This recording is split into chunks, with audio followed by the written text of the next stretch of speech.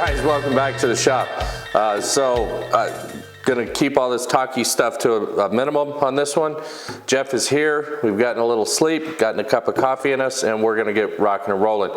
Now before Jeff got here, I was trying to do some glue up type stuff and save us some time since we have so little of it. And I started by kind of making the chop, and you'll see this a lot coming up because this is actually the first thing that we have to do is get the chop installed so that we can locate to make the cabinet for the storage.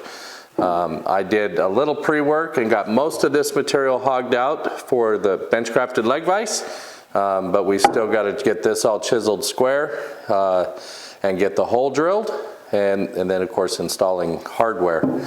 As well, you know, the Andy Klein vise is going in this bench, so I started the block on that too. Not to get too far ahead, but this was just a glue up process that needed to be done, so we're not waiting on glue to dry.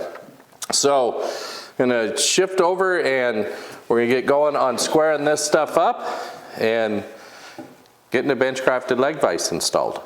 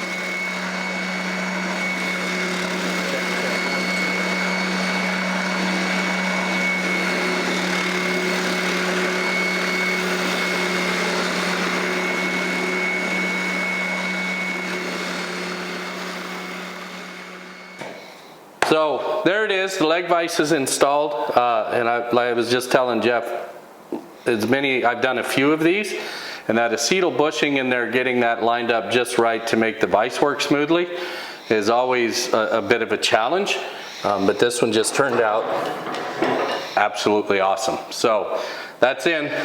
What do you think? Oh, I think it looks great. I love the design that we went with.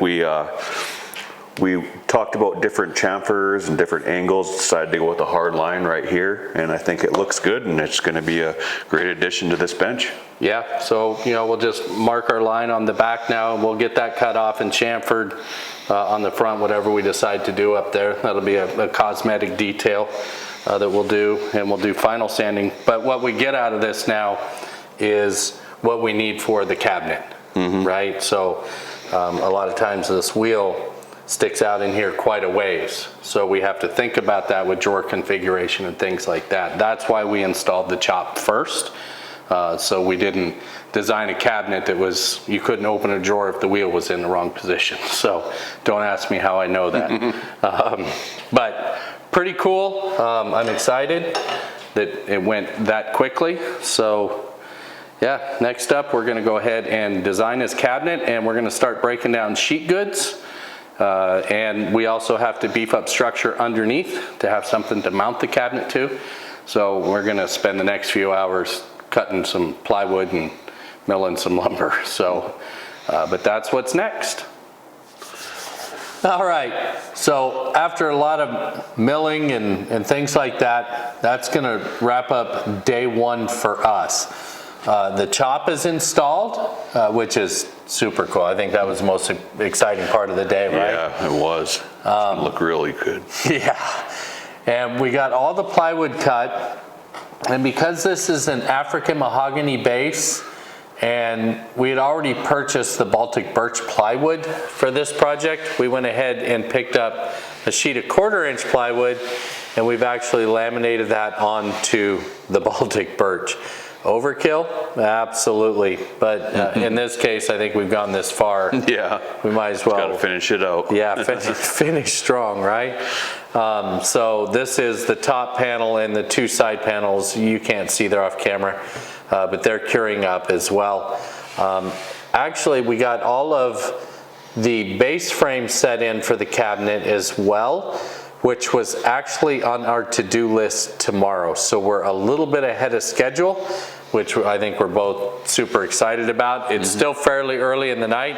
We're not 2 o'clock in the morning like we have been on this whole project. That's gonna wrap it up for day 1.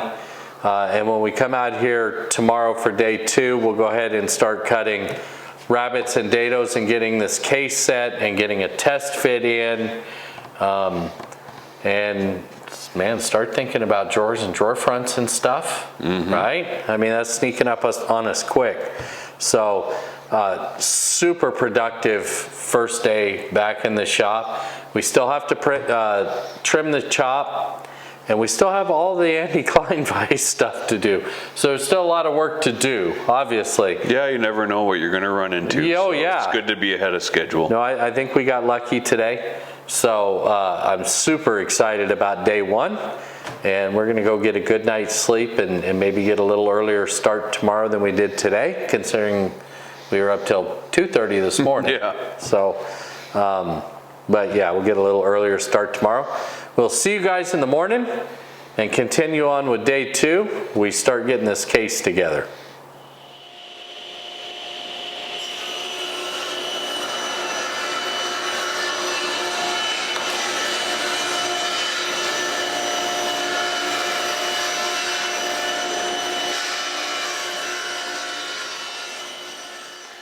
All right, so it seems we've spent a bunch of our day just doing trim work and glue ups and things like that. But the material is all here now to start assembling the case, and essentially all the trim work will be done up front because we hardwood banded all of the pieces to the actual case as well.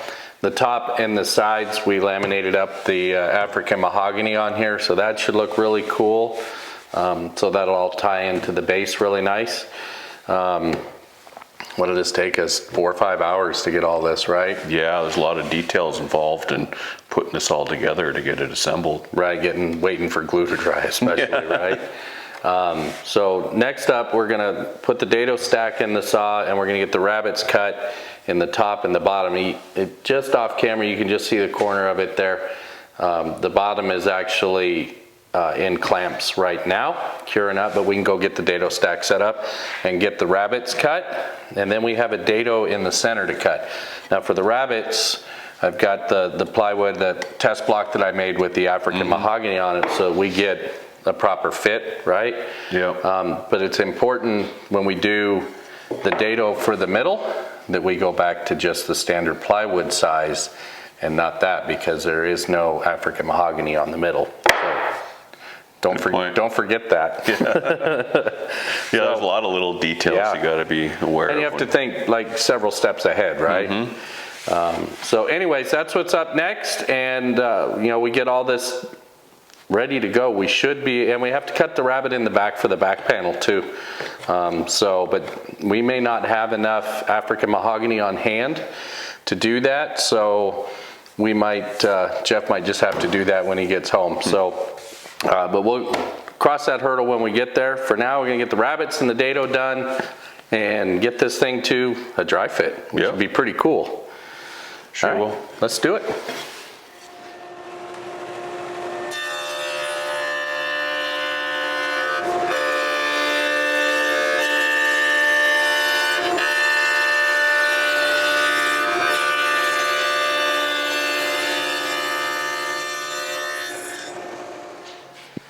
Sacrilege pocket screws. Joinery I know how to do.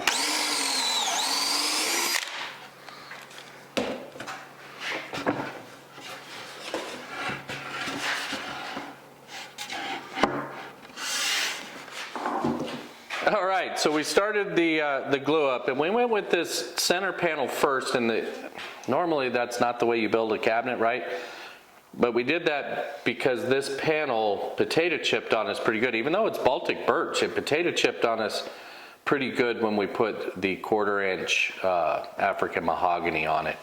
So we put this in, and we added the pocket screws just to help pull everything flat, and it is in and square and centered and all that. So when this glue cures up, then we'll go ahead and assemble the rest of the cabinet, but at least this is one joint we don't have to worry about. We also took and used the router plane and made sure that all of our dados and our grooves and everything were dead spot on.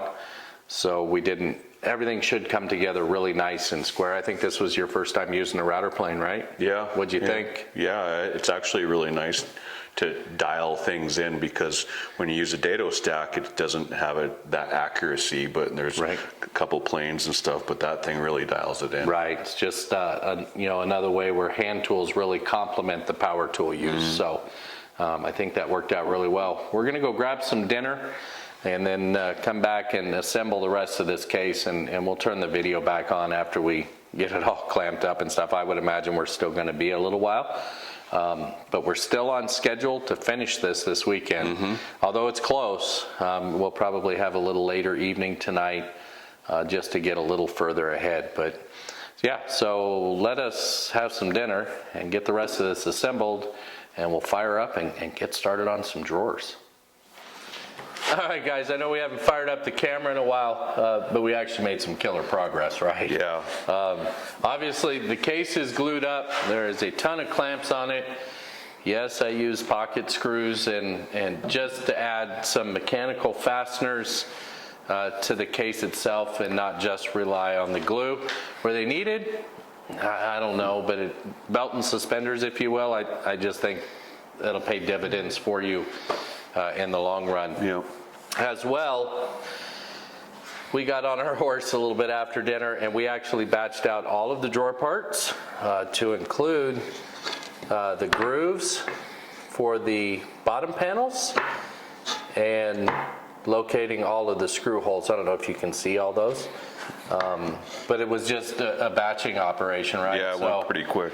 And that's the beauty of having multiple squares in your shop, right? We just set them up, and Mark and the other one drilled, and we knocked all these drawer parts out in what, about an hour? Yeah. So that's all the drawers for this case, just the parts, not the fronts. But the drawer parts were all knocked out in about an hour. So that's gonna wrap it up for day 2, or day 3? 2. Let's say Friday? Yeah, day 2. So 2 and a little bit, right? But we've really made some great progress.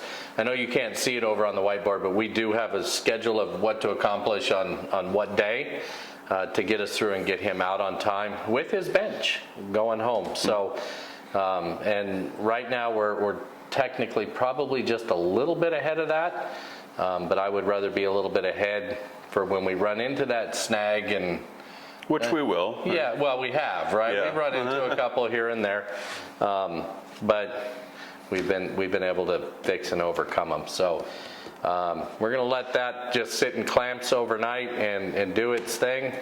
And we come out here in the morning, we'll go ahead and put a drawer together and then get it measured for bottoms, get all the bottoms cut, and we'll get them all mounted in the case. So that's what's up for tomorrow as well. I think we're going to try to go after drawer fronts tomorrow. Yeah.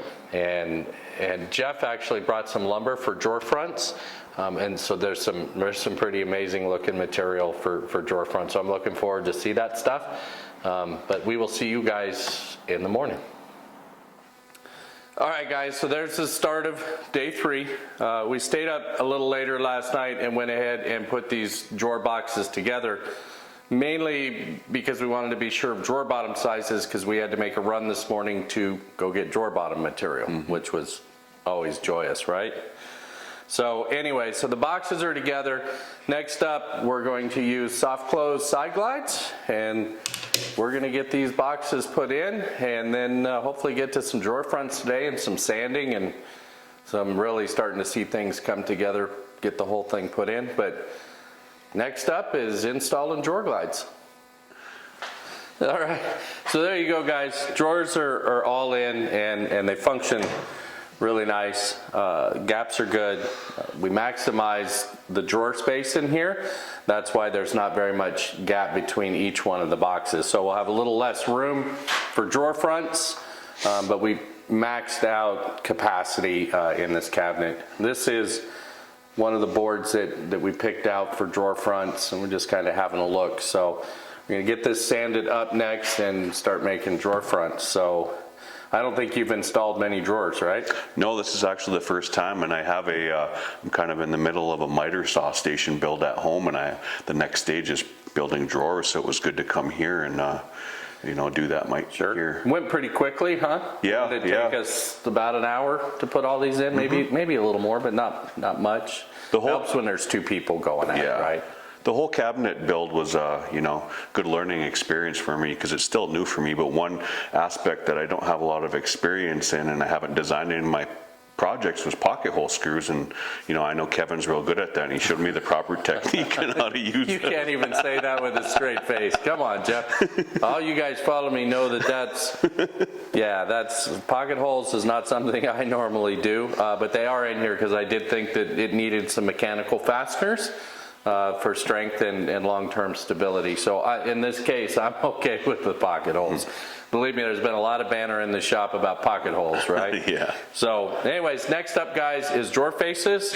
And we're just gonna work our way up and get drawer faces on as we go, cutting up the material, and try to keep our gaps to a minimum.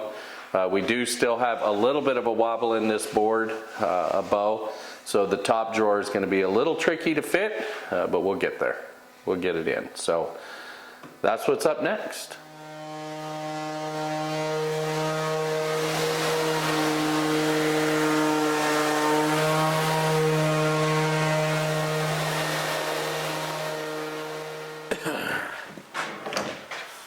All right, so there it is, all sanded up. This actually took us quite a long time to get the drawer fronts fit upright and sanded and planed and all that good stuff. And it's hard to see on camera, I know, but there's going to be some cool grains going on in here. Each drawer front is grain matched across.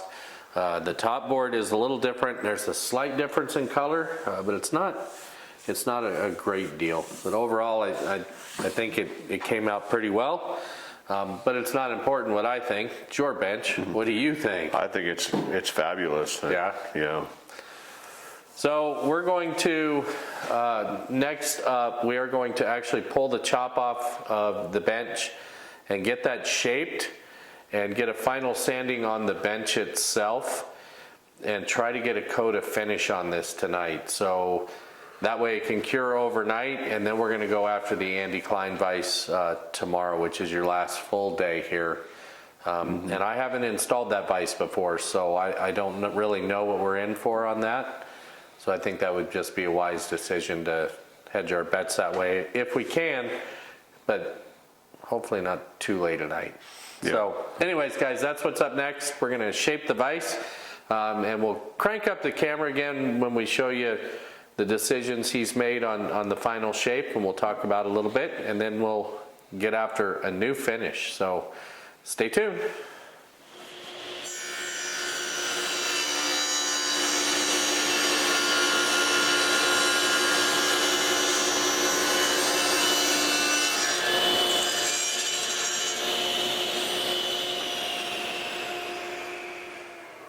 All right. Gonna burn his nickname in the chop. At least I hope this is his nickname. If it's not, this is gonna look awful bad.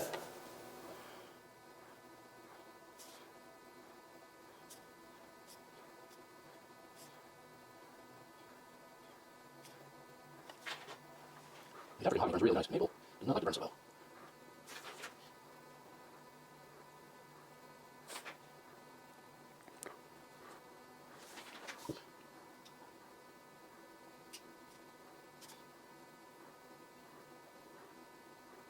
Yeah, pretty much.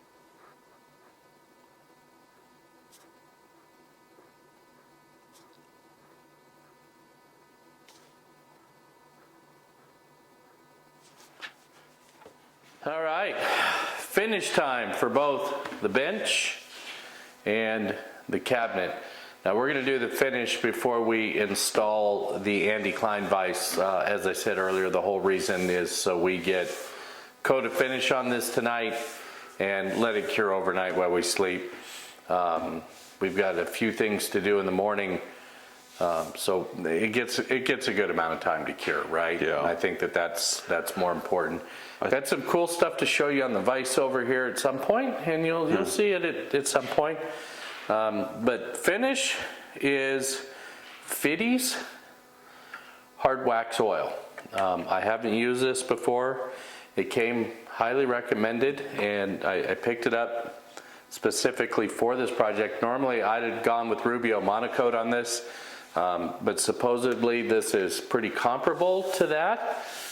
It's not overly cheap, but it's not quite as expensive as Rubio either. So I'm looking forward to seeing how that does on here.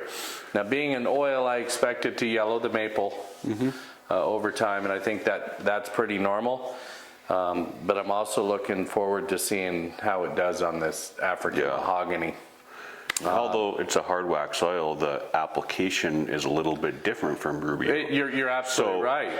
You know, Rubio, you kind of wipe it on with the plastic thing and you kind of buff it, but this is, they recommend that you light coats with a synthetic brush or a bristle brush. Right, which is what we picked up today, right? 4 to 6 hours of drive time, and then another light coat, and then afterwards you can buff it to your sheen level is what it that's what the manufacturers, but they also recommend 2 coats, right? Yeah. So we're gonna test drive this and see how it does.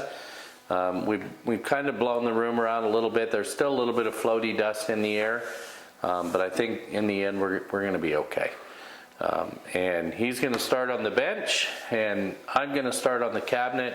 And it's already getting late at night, so we'll just go ahead and probably show you in the morning when we're done, because I'm sure when we get this coat on, we're going to be ready to hit the hay, right? So that's what we're doing.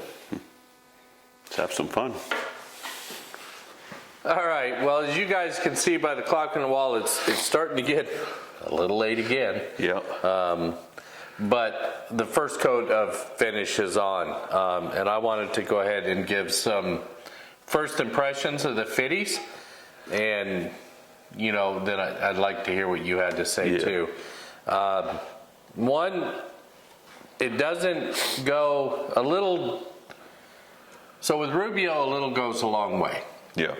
I don't think that this is quite in that ballpark, but it wasn't, I don't think it really consumed. We were a little better than half the can to finish, put a first coat of finish on both of these. So I don't think that was terrible. It is a thicker product, especially when it starts curing. So along those lines, it's a little closer like an Epiphanes or something like that, but it wasn't bad. When it was wet, it brushed really nicely, and they wanted a thin coat, and that's what we put on. Everything got a good thin coat. The African mahogany, I thought, popped extremely well. Yeah, I would say so. And although that's important and that's cool, for me, I think my favorite part was that it didn't color the maple as much as other oils color the maple. Now, it's still got a little darker, don't get me wrong, it got some color, but it didn't color it quite as much. So I think that was a bonus. And you'll probably put coat 2 on it at your house, and then of course we'll look for some feedback for long term, how the Fiddy's really did, right? Yeah. But overall, I kind of like it, but we'll see how it holds up long term. Any thoughts from you on the Fiddy's?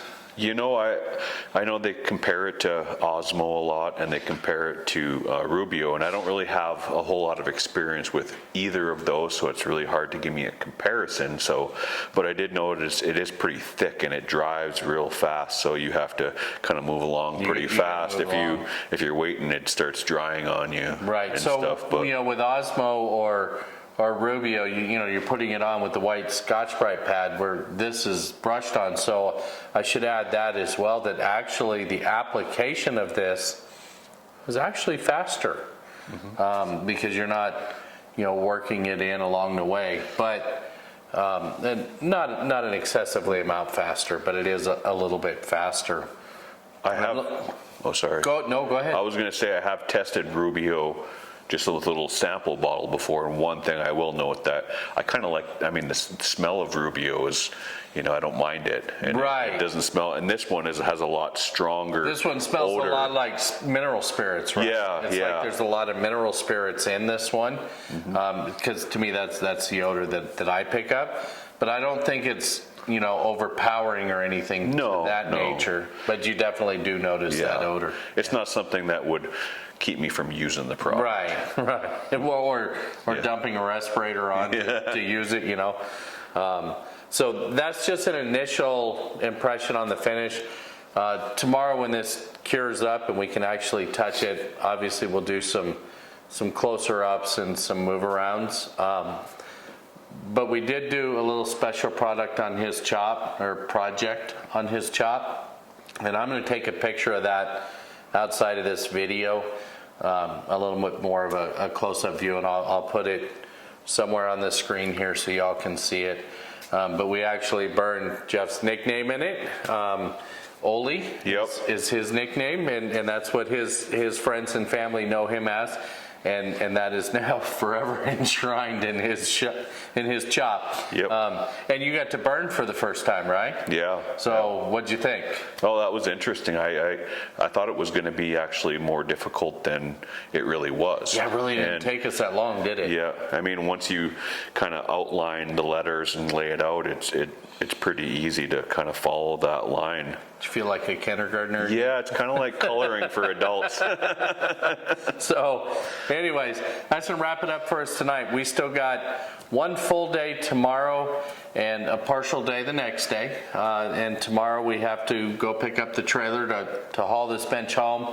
We have to install the cabinet. We have to install the hardware. And we found out our screws were too short. So we got to make another run and pick up screws. And we have to install the Andy Klein vise. We still got to do that, and that gets a little bit of finish on it too.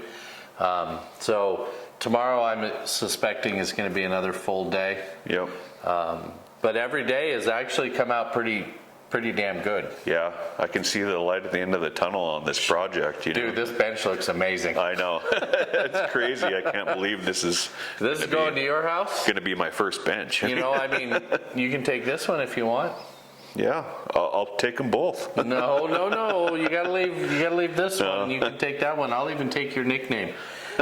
Anyways, guys, we will see you in the morning, and we're gonna get after a lot of detail work. And for the most part, I think the woodworking is done. I think the rest of it's all kind of detail work. So we'll see you guys in the morning. We're gonna go get a good night's sleep, I hope, and finish this bad boy up tomorrow. All right, well, on to the last full day we have, right? Yeah. So, we did get the base in and got the handles put on the bench. I think it turned out pretty awesome. Yeah, this is real nice. So, and Jeff's just starting to assemble up the Andy Klein vise. So that's what's going on today. I'll try to film a little bit more of this as we go today. He's just now putting the gears and all that together. The instructions pretty good? Yeah, so far they have been. Okay. You know, we'll see once we get towards the end. Sure. But just beginning the assembly of the gears and screwing them all in. Cool. So yeah, that's what's up next is the Andy Klein vise, and we get that all installed today. We really hit our marks at that point. Mm-hmm. So the trailer is outside already, and I'm not sure how we're going to load this. That should be interesting in itself. It's got a lot of weight to it. Yes, it is very heavy. So anyways, I'll zoom in here and give you some close-ups of Jeff putting the gears and stuff together, and try to shoot what I can along the way.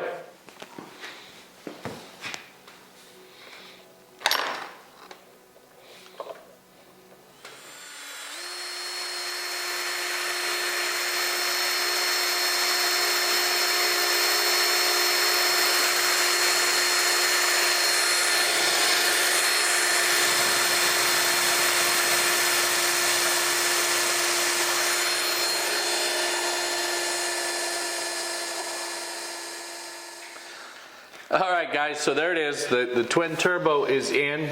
I'm not gonna lie to you that we had some hurdles with that vise.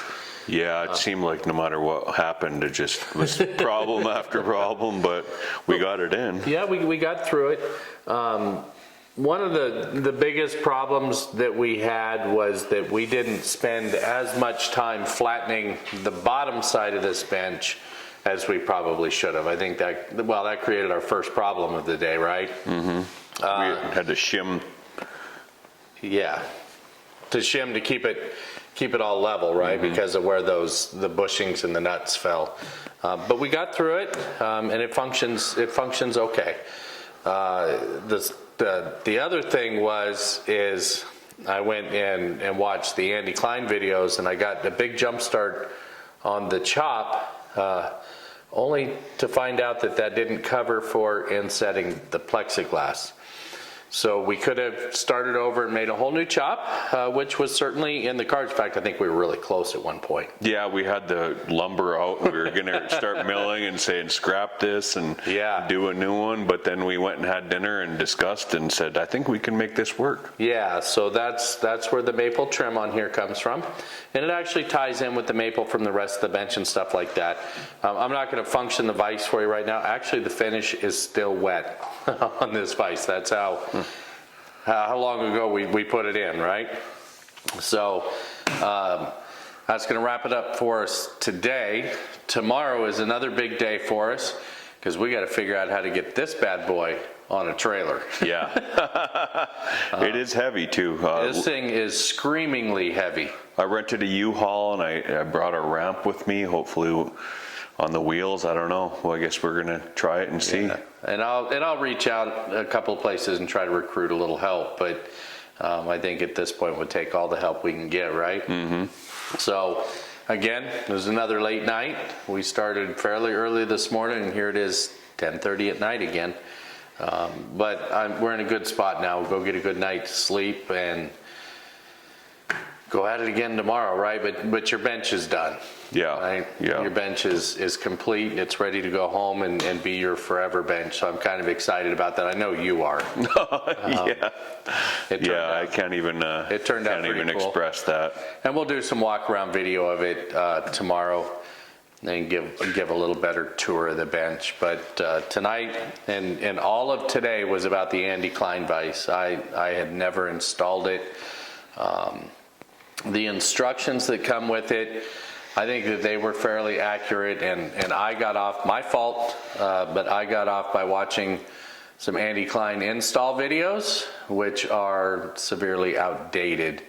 So I did some things that I probably shouldn't have, the thickness of the chop, things like that, right? Yeah, well, I mean, afterwards, we looked at some newer videos that he had out, and there are just some engineering changes and some updates that he did that, changed kind of what, And that's how we ended up with the trim on here, right? The instructions are good.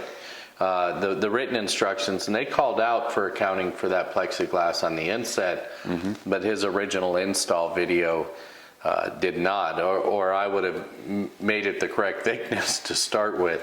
But it is what it is. It's it's no slight on Andy Klein or anything to that nature. Just I should have done a little bit more homework, and that's on me. So it's an example of a situation where a problem turns out to be maybe even better than the original, because I really like this trim, and it's curly maple, and just the touch of it, it's just, I mean, look at this thing. Yeah, well, I will tell you, I got tired of making trips back and forth to the miter saw. But it did turn out pretty cool. And the Tennessee maple is actually all the way from Tennessee, and that's what's in my granddaughter's baby cradle. It's now on your bench, so that was some leftover from that. But anyways, guys, that's going to wrap it up for tonight. Tomorrow, I'll give you a good walk-around tour of the bench that's completed as far as we're going to take it. And I say that because we did not put a back on it. We ran out of the African mahogany. He had an option for a piece of walnut that I had here. And we would have had to make a decision way earlier to get to my hardwood dealer to get probably just a piece of maple to go on the back. It is a back panel, but he intends in his shop to move it around his shop quite a bit. And he really wanted the African mahogany, so it's all set up for the back panel. He'll just have to cut it to size and install it in his shop. And who knows, hopefully one day I'll be in his shop and shooting a shop tour. And, yeah, that's the plan, and right? seeing this bench being put in to action. use. So maybe a scratch on it or two. I'm sure that it will get scratches unless you just make it a showpiece, but Yeah, I hope you don't. This one should be worked. The intention was to use it and build on it and keep using it for generations. Yeah. So anyways, guys, we will see you in the morning. We're going to go get a good night's sleep, and then you can laugh at us when we're trying to load this on a trailer. All right, so there it is. It's as far as we can take it. We had a little glitch overnight with the Andy Klein vise. So it's not currently on the bench, unfortunately, right? There's something in the clutch mechanism gave up the ghost. We don't know if it was something we did, if it was a defect in the vise. But Jeff reached out to Andy this morning, and he was quick to respond and made it right, like right now. So he's got a new part coming to his house, and he'll get the vise installed. Yeah, I think within an hour he was responding and telling me he was going to send new parts so that we could get it together. So we got to give him kudos. He was great on that. I would love to hear, off the other end if it was something that we did in the install, or if it was a defect in the part, just so I know. Well, not only did he is he going to send new parts, but he's sending something to take apart the old one to see if we can troubleshoot what is wrong with it. So yeah, shout out to Andy for just being prompt and good customer service, right? So I think we just figured out how many hours we were in this, and it's like a lot, right? Yeah, it's well over 200 hours probably between the two of us. Yeah, in 8 days. Yeah, 8 or 9 days, and long days. They were all long days, but it is complete. It's going to your house. If you go all the way back to the front end, the first video, and I talked about the budget-friendly bench, that's not this one. But this one is, man, it is super nice, super heavy. Not looking forward to loading it. I hope you got something out of this project, right? Learned some new skills. I think I've got more than just something. I mean, we went through the whole steps of even just the planning beforehand, and then just things that I'm learning as a new woodworker, the milling process, glue ups, lamination, cabinets, using all these different tools and stuff like that, going through the whole process and whatever. It gives me appreciation of what's involved in really building some of this that you don't always see just looking at it, right? And I did a lot of times I can't put it all out on YouTube. I mean, there's so much of this build that we didn't put on YouTube, concentrating more on you and the build in the shop. So, but I do gotta say, like, it just amazes me your generosity in this whole build. I was a new woodworker reaching out to someone online, and for you to invite me to your home, to your shop, spend all of those hours going through this and teaching me this, it's just, I can't even put into words how much that means to me, and I appreciate it so much, and it makes me realize that part of this is about giving back. Absolutely. And I hope that someday that I'll be just as good as you at woodworking and stuff like that, and I'll be able to pass that down to someone else or my kids, and my kids will get this bench, and it's going to last you know, for hopefully generations. Sure. It's kind of a, you know, a family heirloom that, you know, I hope that I can keep in my family. And for this to be one of my first major woodworking projects as a new woodworker, it just amazes me. Yeah, it was a fun project. It was a lot of work. And, you know, with all the different tools that, you know, that you have, you know, I've got to use Festool and all these high-end tools, but I think that what's even more valuable than any tool that you can put in your shop as a new woodworker is to find a mentor to help you, guide you through that. And you can throw any tool you want in your shop, but, you know, having someone like you to help me guide through this is much more valuable. So thank you. Oh, I really you betcha, appreciate man. it. You betcha. Happy to. It is a well-equipped shop, and there's lots of little things that pop up in these projects, and are they things we really need? No, but when that one thing comes up and you go, oh, I got that solution, right? and that's where they pay dividends. So thank you for the kind words. Much appreciated. I was happy to have you in the shop and the home. You're a good guy, so no issues there. You're welcome to come back and we'll do another project one day maybe. You're just a few hours away, right? Yep. So we're gonna get this bad boy loaded up as soon as our help gets here. And then this bench is going to its final home, and please come back, hit the forums and post pictures of it in your shop, and especially when the vise gets on and stuff, right? We all want to see that, and hopefully that gets rectified quickly. Maybe I can put it in the year-end wrap-up video or something. Oh yeah, I'll get on it right away as soon as I get it. Yeah, you got to get the part first. So anyways, it was a pleasure. I hope you really enjoy your new bench, and you got a couple new toys out of the deal too. So. Oh yeah, you know, I was looking at some nice sanders, and now I have an extract. Also, I don't know if we had in the video previously, Kevin gave me a Lee Nielsen number 62. Low angle jack, yeah. Low angle jack plane. Yeah. So yeah, those are just great additions to my shop. Well, a bench like this needs those kind of tools, right? Yeah, I think I have to get over the newness of it and actually use it, but it'll be over as soon as you put the first dent in, I promise you. Someday it'll look like this old girl right here. So, all right, guys, probably a quick little outro to the load, and that's going to wrap it up for this video, guys. I wish we could have filmed more of the woodworking stuff, but reality is my head needed to be on helping you and keeping this build on track, you know, so I didn't video quite as much of the woodworking as I normally would, but I hope you guys got something out of it as well. Hit my forums up. It's a great place to come in and ask questions or just get some advice, and not just from me. There's a lot of great woodworkers on the forums, and they always offer just phenomenal advice. So I encourage you all to join those forums and reach out. My contact info, all that stuff is in the show notes, and feel free. I answer questions several times a day from people that hit me with questions. And so, like instantly soon. Yeah, sometimes, unless I'm at work, right? Yeah. Some of those were a little longer. But yeah, that's going to wrap it up for this one, guys. I hope you enjoyed it, and until next time. Thanks. Take care.